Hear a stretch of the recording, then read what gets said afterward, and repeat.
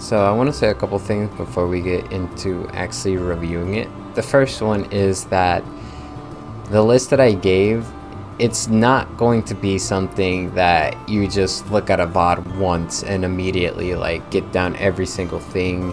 You're going to see some parts of the list appear in the beginning that you might notice, like at the start of the game. You might automatically see some conditioning going on. Maybe you've played this person before and you've already got some stuff in the back of your mind. And it's not a list where you must go down numerically. That's what I'm trying to stress. Second part being, this was supposed to initially just be one video. It wasn't supposed to branch off into two, but the video was already like a little longish. So I thought it would be best to get the best of both worlds and have just an in-depth VOD review. So I've watched this multiple times, even though I was supposed to just watch it like once or... 3, 2, 1, go! And the first thing I want to start off is, and this isn't so much of a fundamental fault on me, more so my opponent and anyone who does this, just some general information. You see the center of the stage? Usually you don't want to run away from it, because that gives your opponent the opportunity to take stage control. Like in this situation, I've already pretty much won the interaction just by moving up. That is a fundamental problem I see, is positioning. Make sure that you are occupying as much space as you possibly can at all times. Next thing, you're gonna see a lot of nairs. You're gonna see a lot of churning butter, pressing that A button, not only from me but from my opponent as well. You'll sometimes see like a conditioning thing in the beginning. I've played this person for a while with friends on Discord, so I'm very familiar with how they play. So because of that, I'm using the prior knowledge of our sets. You're gonna see that play out. I'm gonna press a lot of A, especially in this interaction, even though I lose it. Alright, so what we can take away from this one interaction is just don't SD forehead. Literally, like, words taken right out of my mouth. Remember, you have a jump. I was kind of mashing the shoulder buttons for whatever reason, and I died for that. So, no big mistake. You know, if I see that in more of my games, I know that I should probably start working on that. But it doesn't happen too often, even though it's a very costly mistake.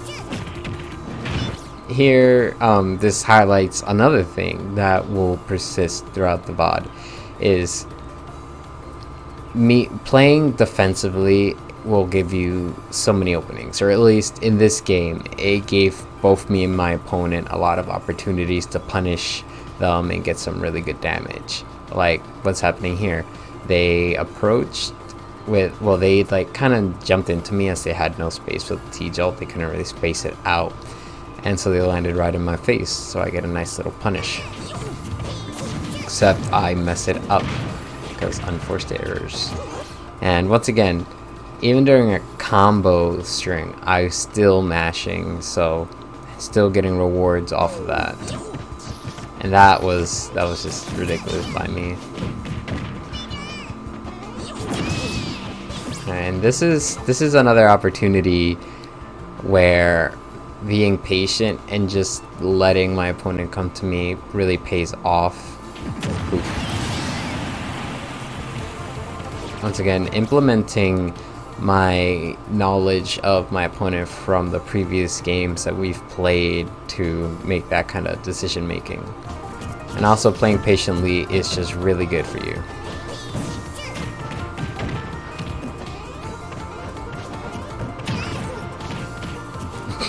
It's just a battle of the jabs here.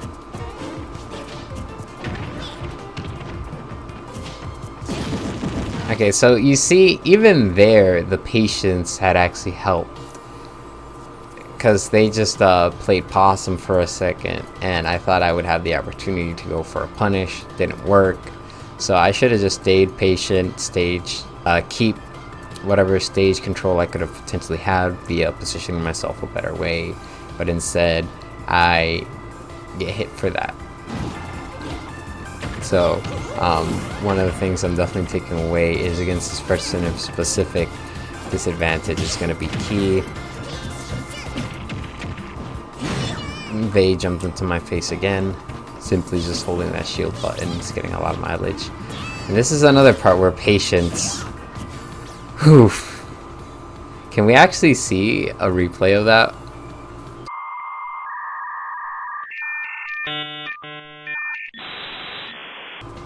I could have just played patient and had punished them, but once again chose an aggressive option when my opponent was in disadvantage, rather than just playing patient and let them do the hard work for me, have them, you know, essentially hang themselves, make a mistake that puts them in a worse position, but they get off scot-free. Ooh, right there. I'll group decision making into fundamentals, because I feel like that's something that I've seen just a little bit in my game. There's times where my decision making is not up there, and this is something that I know to be true for my other games. Sometimes I go for something when I could have just gone for a lot safer move, for something that's much more safe. Right there, I tried to drop shield and forward smash. I could have just up smashed or up beat at a shield, but instead I tried to go for a greedy forward smash, and I get punished for that. Ooh. I'm gonna count that one as an unforced error, because I could have snapped the ledge if I had just recovered. I don't want to say properly, because technically I was gonna recover, but the way I did it left me very vulnerable. But it's also Doc. Covering with him is going to be difficult. Just held Nair there.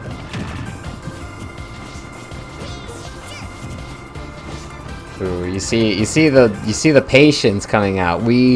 Both of us are on our last stock, and we're both full aware that like we've been rewarded for just taking it slow.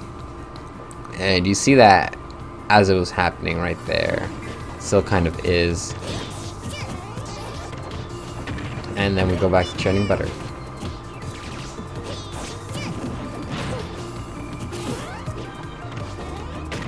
So I knew that they were gonna just run right into me, but they had made the fatal error of positioning themselves a little poorly in this situation.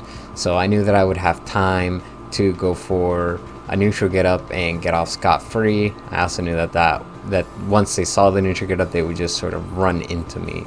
So I opted to go for a bit of an aggressive option. Think of it as a bait. Once again, a person who chooses a bit more of a defensive option gets to get away with it. Ooh, that was really good spacing by them, and then I die. So for that last interaction, they had actually conditioned me to kind of recover mid-ish. Alright, so I had, once again, fundamental thing here, bad decision making. I had gotten punished.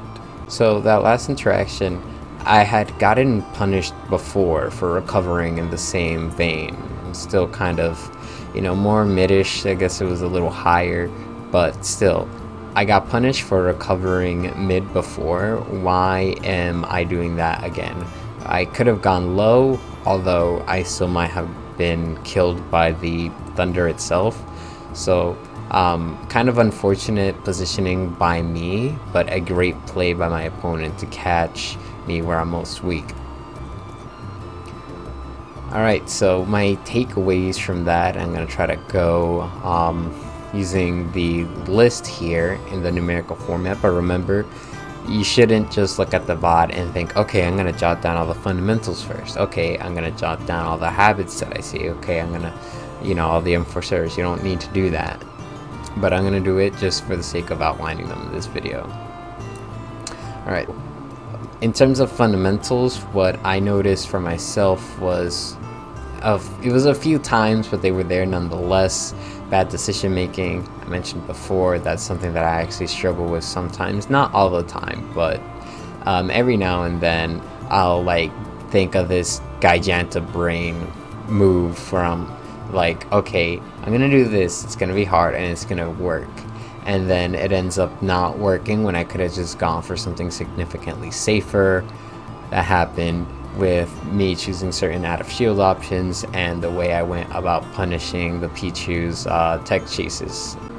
In terms of habits, this one gets a little muddied because some of the things that I was doing habitually was for the purpose of the fact that they worked. So we'll start with the fairly obvious one: pressing buttons while getting comboed by my opponent and just generally choosing aggressive options. It worked, so I kept doing it, but I don't necessarily want to do that in every single game.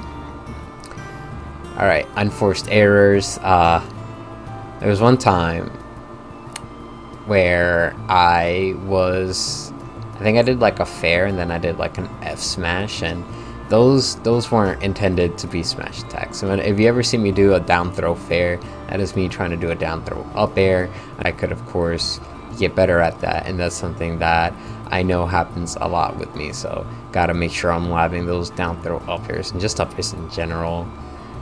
I SD'd too, so just don't SD. It's easy. Why are you SDing?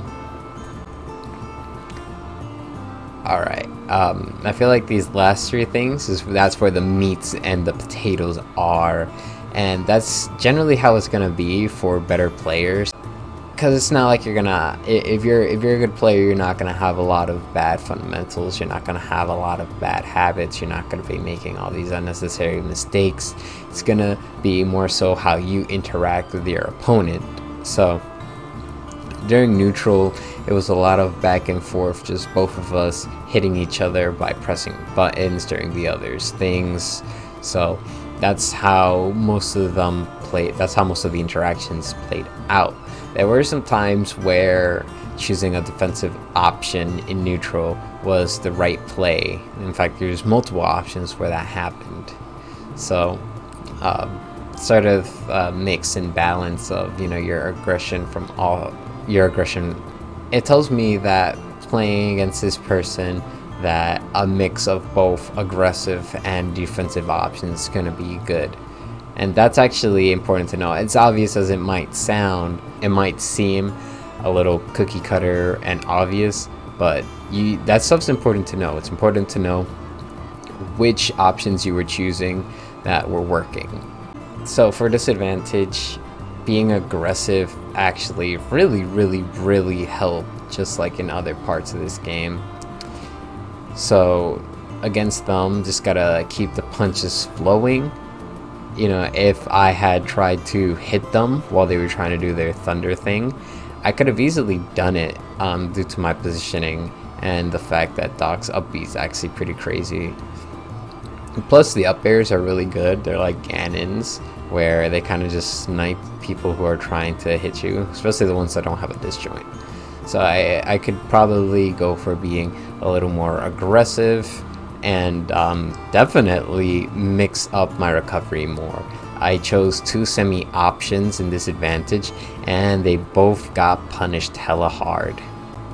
So obviously just mix up my recoveries against this person, make sure that I am also throwing out attacks every now and then, not just always trying to prioritize getting back on the stage. Alright. Advantage state. Patience. There was one interaction where I was able to just blow the Pichu up for trying to pull a quick one on me and just getting on stage from disadvantage immediately. I simply just walked back and threw out a forward smash. And there was another one that I specifically remember where I could have benefited from playing patiently and just waiting for them to overextend as they once did before. So I know to look for that kind of stuff when when they're in disadvantage and I'm in advantage. I'll know to keep an eye out for them trying to do something to try and either hit me or just to try to escape it. They're very quick to choose an option, especially ones that allow them to sort of bypass this advantage. Like if they had air dodged past me and I might not have reacted to it or had thrown something out that it missed, they would be able to either hit me or reset neutral. So they kind of just want to get out of there. They don't take their time in disadvantage. Lastly, conditioning. I've touched on a lot of conditioning that went out throughout the game as it was happening. My opponent likes to come at me at all times and just make a mad dash towards me, pressing whatever they can and whenever they can. So I know that next time I play them, although I already knew. Lastly is conditioning, and that's something that I discussed a lot while we were actually watching the video, and I'll just repeat them again really quick in case just for a reminder. So I've played this person a lot. I know their habits are they're just a really aggressive Pichu player, and they just try to get as many attacks off as they can as humanly possible at every single moment. So I know to play more defensive against them or just go out aggressive too. Both of those seem to help, although you got to make sure to do them equally, not just get too comfortable with one. Likewise, in terms of my recovery, I want to make sure that I'm changing it up as much as possible. Once again, going for some aggressive recoveries too, as that helped me a couple times, but I don't want to get predictable, as that led me to getting hit and losing the game because of that. Alright, I hope you guys were able to take something away from this. At the very least, I want you to sort of go into your VOD reviews now a little different. You don't have to follow the guide verbatim, but at least if you think like, hey, this was something fundamental that I'm continually noticing that's in my games, so I should try to iron that out and try to prioritize that. If someone walks away with that, then I feel like my job here is done. So I won't take up any much more of your guys' time. Thank you for watching this video, and I will see you all in the next. Peace out.